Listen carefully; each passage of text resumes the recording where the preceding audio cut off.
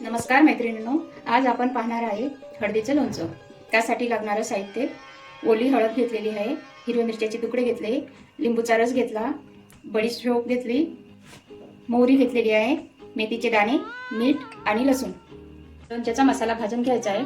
आपला पॅन गरम झाला, त्यामध्ये टाकायचा आहे बडीशेप, राईचे दाणे,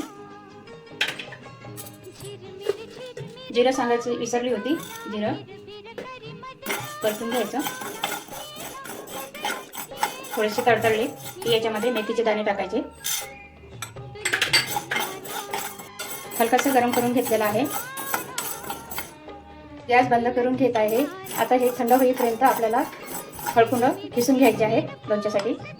हे असं आपल्याला किसून घ्यायचं, पहिल्यांदा वरची साल काढून घ्यायची, नंतर आपल्याला किसायचं आहे। किसून झालेली आहे हळद, आता आपण किसून घेऊ।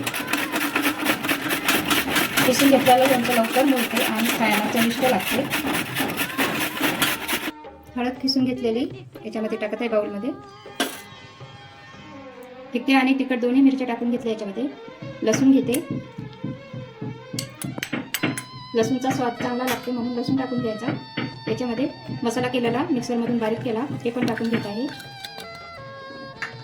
याच्यामध्ये मीठ, हे सर्व मिक्स करून घेत आहे। याचे फायदे तुम्हाला सांगते। याच्यामध्ये हळदीचे सेवन केल्याने आपल्या लिव्हरचे आजार बरे होतात, प्रतिकारशक्ती वाढते, पचनक्रिया सुधारते। एका लिंबाचा रस टाकत आहे याच्यामध्ये, लिंबामुळे पण चव चांगली लागते। कच्च्या हळदीचं लोणचं दररोज खाल्लं तरी आपल्या शरीराला फायदेशीर ठरते। हे लोणचं बनवून झालेलं आहे। आता हे कोरड्या बरणीमध्ये भरून घ्यायचं आहे। मला जर व्हिडिओ आवडला तर तुम्ही पण करून बघा आणि व्हिडिओला लाईक शेअर नक्की करा।